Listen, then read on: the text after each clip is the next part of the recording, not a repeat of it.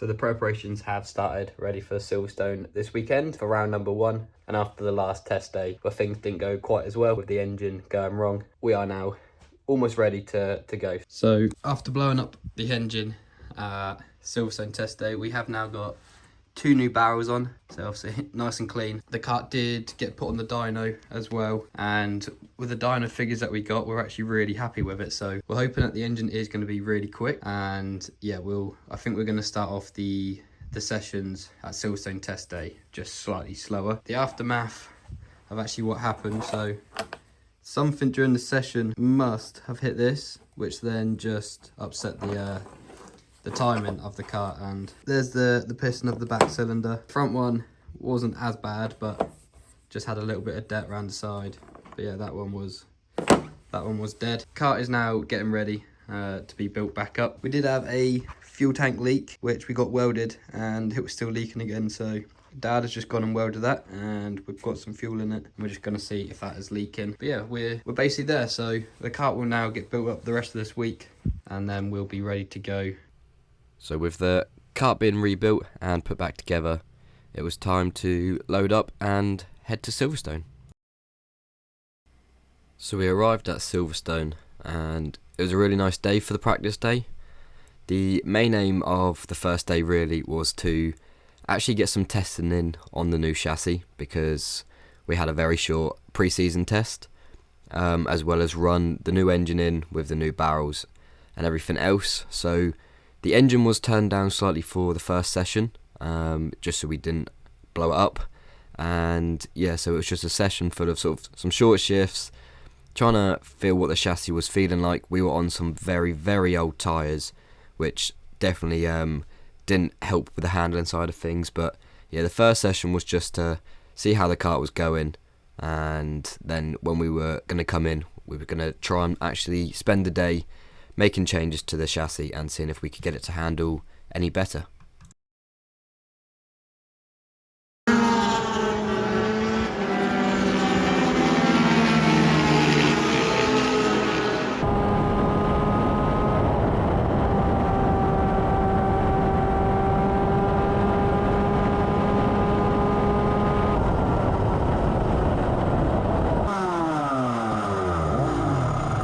So after giving the engine a full session, warming up, when we came in, we decided to start working on the handling of the chassis. So we were suffering with a lot of understeer.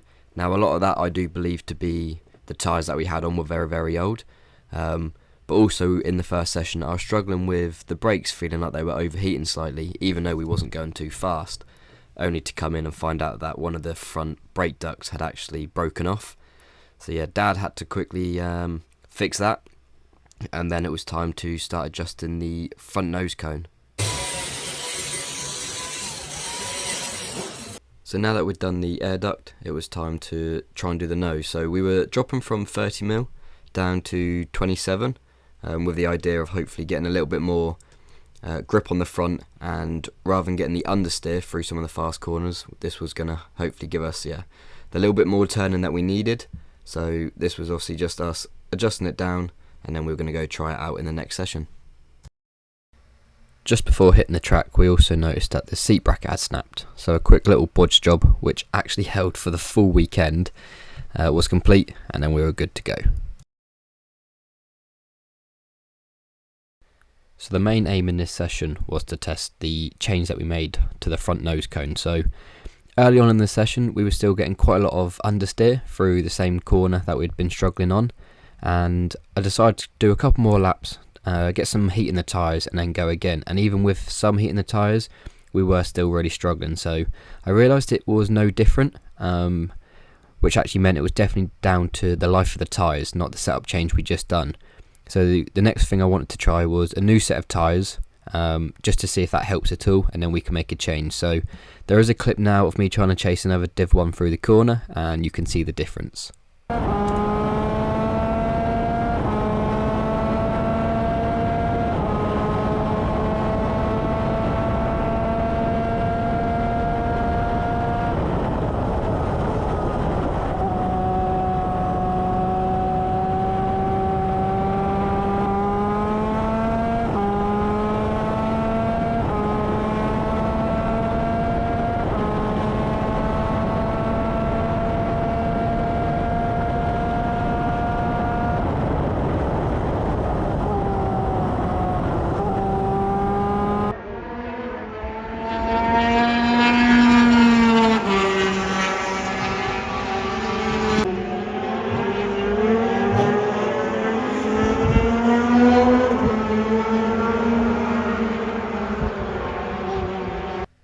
So as we came in, it was time to make one last change, which was also just space the front width out a little bit, allowing the front to have a little bit more grip, tracking it out wider as well to make it a little bit more stable with the nose being dropped. And then I got the new tyres ready, we chucked the new tyres on, and then it was time to go and give it a go and see if it made any improvements. So it's time to go out for the next session, and the first clip is just me going through the first corner and actually trying to keep it in the top gear, and as I turn it in, the rear of the kart just gives way. So we knew we needed to try and put a bit more grip towards the back, and I think it was to do with the new tyres that we had on. We actually gave the front of the kart a little bit too much grip, but the corner had been understeering on the whole time. We actually started to get a lot quicker as this session went on.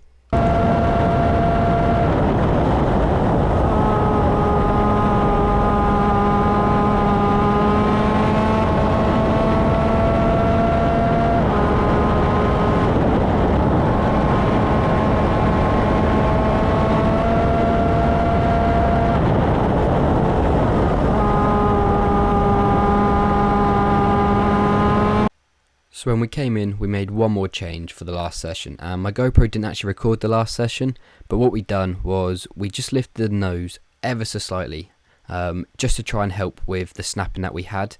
And when we went out, we done the fastest lap that I'd done all day, and we were now only 0.2 off of the lap record. So that brings today to an end, and good day overall. We done the first session nice and slow. Just getting a heat cycle in the engine, because obviously it got rebuilt from being sort of blown up from the last practice day. So engine's been turned down on power as well, just to make it more reliable and sort of less stress on it. So first session nice and slow. Second session we went a little bit quicker and we tried to see what we could get out of the car. Tyres on it were really old. They'd done a race last year, the practice day, the first session this morning. So tyres were completely gone. The third session that we done today, we decided to put a new set of tyres on just to see how much better it was, and obviously we adjusted the nose. Tyres made a huge difference. The nose, on the other hand, was definitely worse. I think I was about 10 mile an hour slower through the first corner because I couldn't just commit the same into it.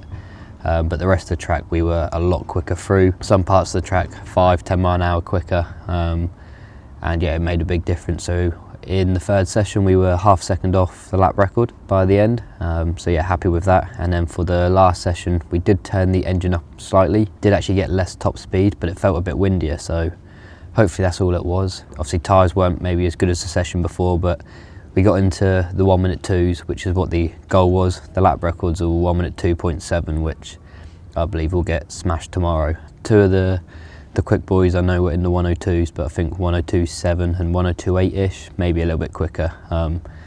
Lap time wise we're thereabouts, so now it's just time to go through the kart, which we've been doing. We've made another change to do with the rear wing for tomorrow, just to see if it can help me through the first corner as well. Because the back is just stepping out slightly when I'm trying to go through it quicker. So that has now been done.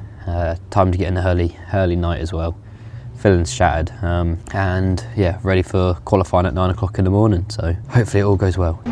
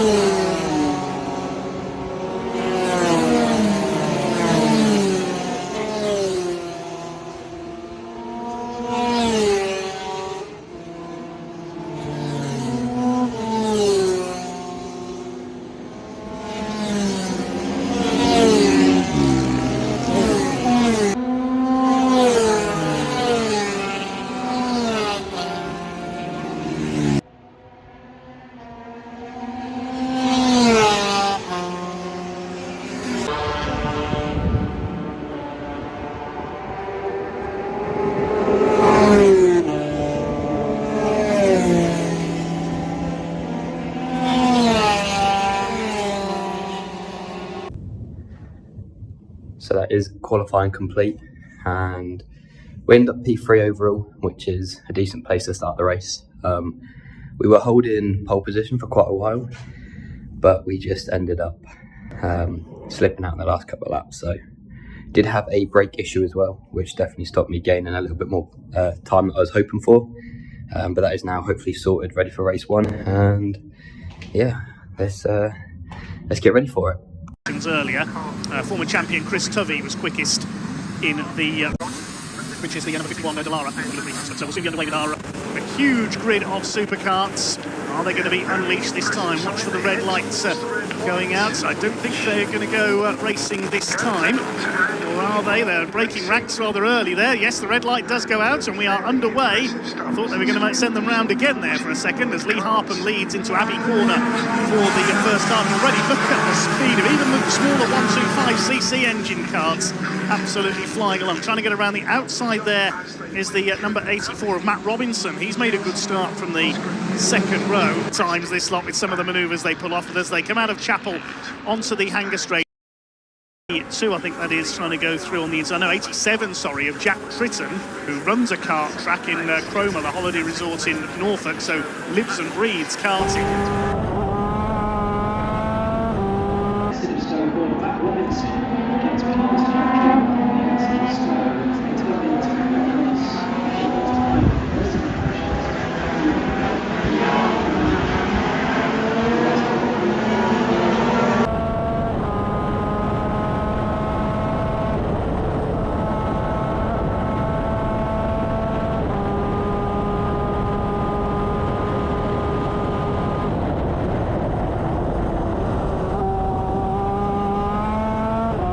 Gulliford, Costa Kiritsis, new to Division 1, is in the top. It's Lee Harpham out front. Winner of just about every honour available to him last season. He has taken over as the king of British supercarts from Liam Morley in 2024. Tritton up there in second place, then they're battling for 9th place, but it's still Lee Harpham that leads. Jack Tritton now under fire from Liam Morley. There is the Grimsby in Lincolnshire. Morley onto the tail of Jack Tritton now as they come into club. Tritton from Norfolk, Liam Morley from Carnforth in Lancashire, looking to make a move here for second place. Already into back marker traffic. Van der Nesch is still 4th and Gulliford 5th. Morley for the inside. That's Abbey. Oh, they briefly touched there, I think. The speed you go into Abbey there, you do not want to be touching fairings at that speed. Tritton has been able to pull away again slightly as they pass one of the back markers there. That's Andy Powell, a lap down. Harpham runs out a little bit wide there as they come out of Chapel onto the Hanger Straights under the bridge. Here comes the battle for second place. Breezy but fairly warm day here at Silverstone. You can see the heat haze rising as Liam Morley goes for the inside into Stowe Corner. He goes through up into second place.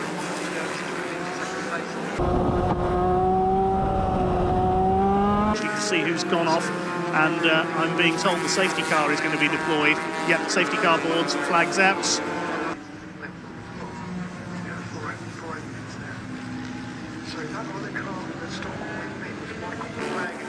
Checkered flag greets them. There is the checkered flag as they... So provisional result then, Liam Morley, your race winner, ahead of Lee Harpham by 0.29 of a second after the safety car ducked into the pit lanes, let them take the checkered flag. Jack Tritton 3rd. Up with Gary, sorry. Oh, we got Jack here as well. Jack had a good race coming home in 3rd. Jack, how was that? That was all right. Yeah, I got an all right start for myself because I always suffer on the first couple of laps. So good battle with Matt. I made it past, but tyres hadn't quite switched on, so I ran wide. And then once I got past him, the goal was to catch Lee. Next thing, I looked back and Liam was pushing me. So yeah, he was quick. He come past.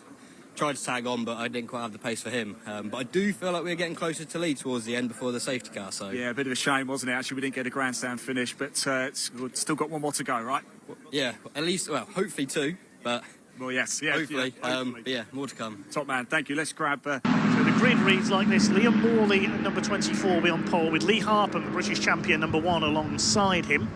Second row, 85 Ross Allen will be joined by Richard van der Nesch from the Netherlands, number 21. Row 3, 87 Jack Tritton alongside 140 Aaron Newell. Fourth row, Andy Gulliford, number 6, and Matt Robinson on row 23, and Daniel Lanson at the back of the field. As the red light goes out, they get underway, and it's 5 wide almost down towards the first corner. Now, who's going to come through in the lead? Looks like it is Lee Harpham, who has taken the early lead. Pick them up as they come through towards Village. for the first time. It is half ahead of Morley. Ross Allen is in third position.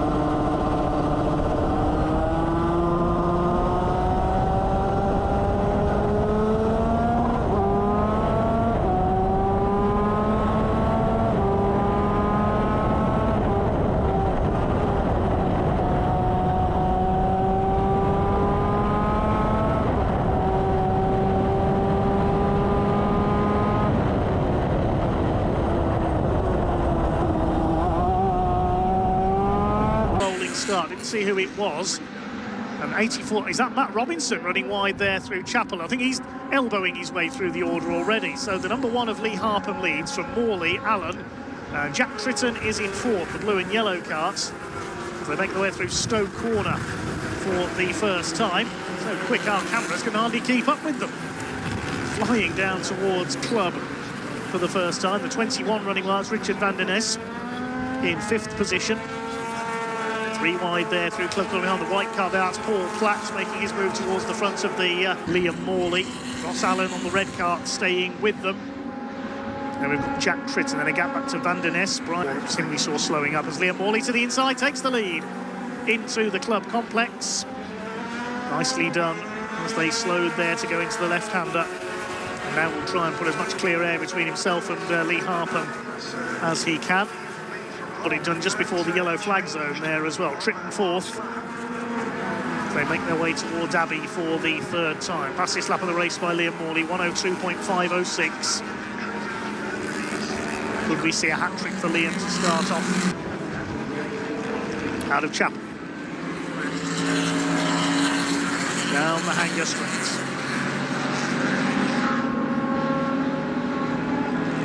Take a look back at the class leaders. It's Kurt Catamol leading the 250. Just like one of our 450 national runners. Liam Morley is hidden in the back markers up ahead.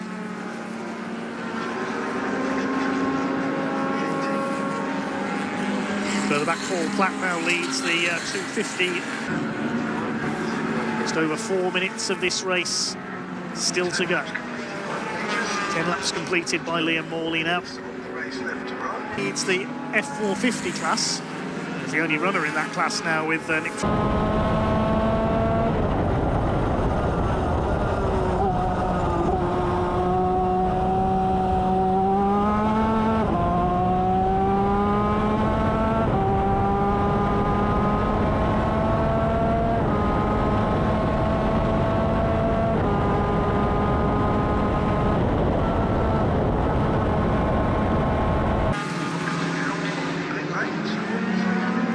Near enough a second and a half.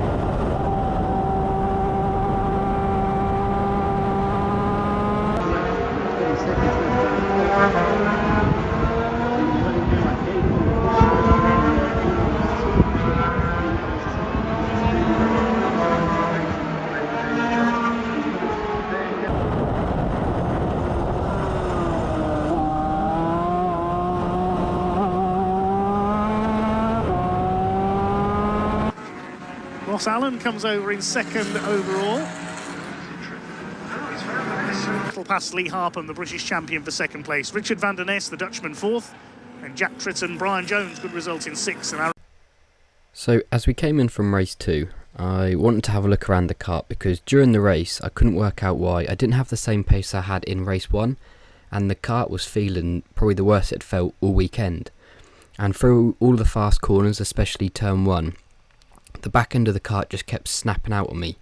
And yeah, we ended up finding out that the bracket had snapped on the rear wing, causing it to come loose. So during this session we actually had no rear downforce like I'd been used to, And so we got that sorted, and then we did also find that the front power valve was actually leaking, which is why some of the GoPro footage wasn't the best either. But we got that fixed, and then it was time to get ready for the last race of the day. Will be Liam Morley and Ross Allen to lead the field away for our last race of the day here at Silverstone. Wait for the red lights to go out as the sun begins to set here at the home of British Motorsports. One final race to go then. Red lights are on. They go out now, and who's that charging down the outside? Looks like somebody's lost their nose cone in there. That was a rather messy start, to say the least. Liam Morley leads them off.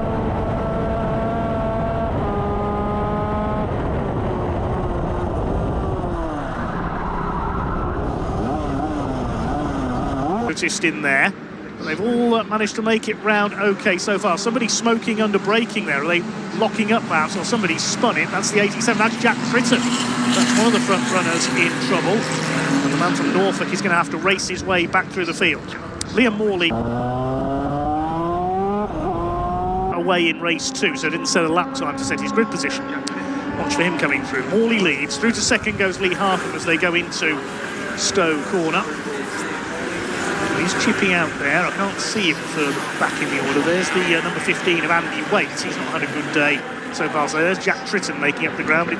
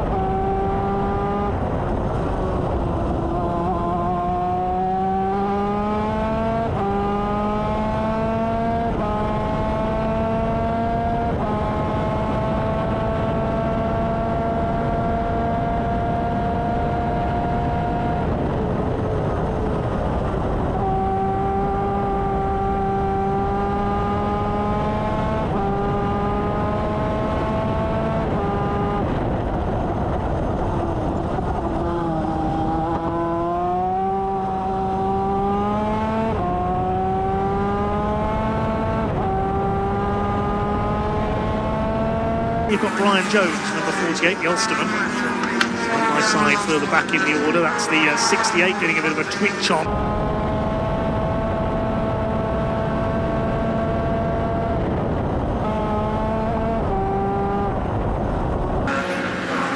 Kostek Iritsis has retired into the pits. No finishes for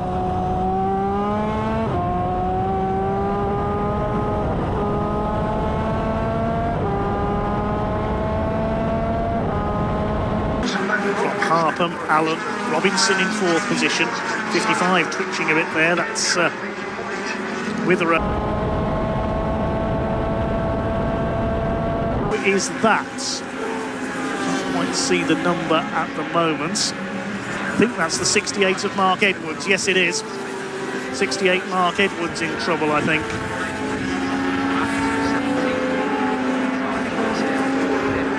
There is Paul Platz leading the F250 category.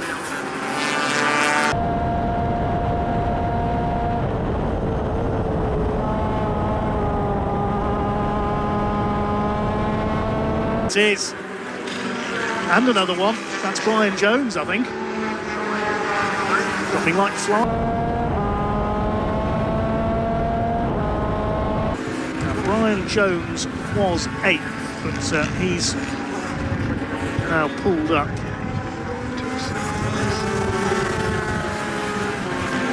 Mark Edwards. Although Mark Edwards did come through on that lap, so in 68. So who was that slowing up then?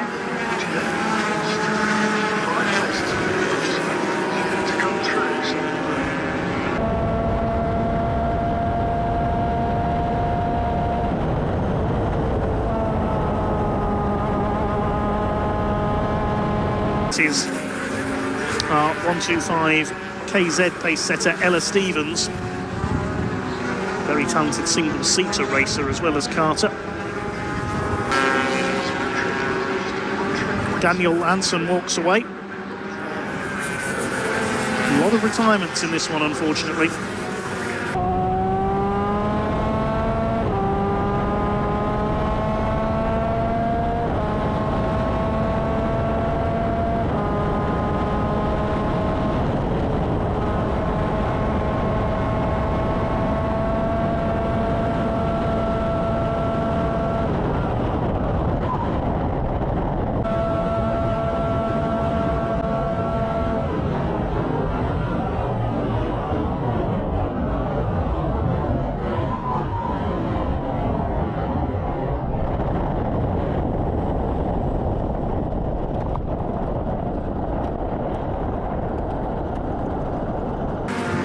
Oh, and that's our leader out.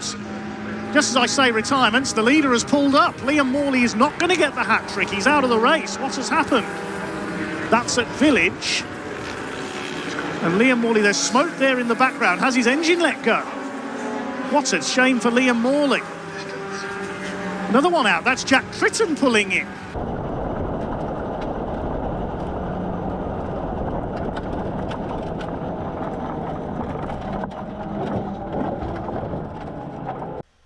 And that right there is how my weekend ended.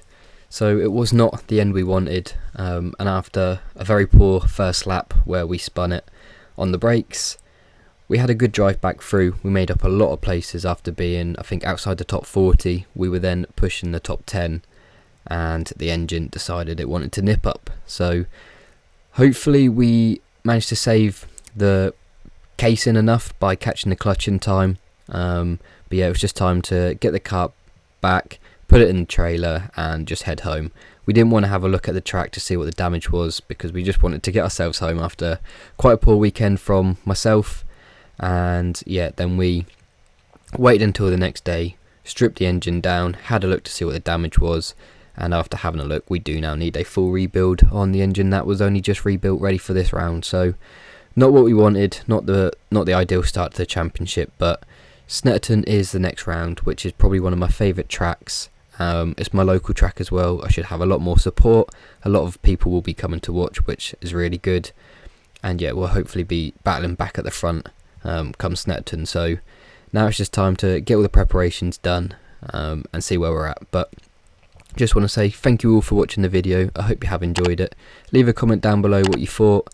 If you are new around here, subscribe, it does help us out. And I will see you all after Snetterton.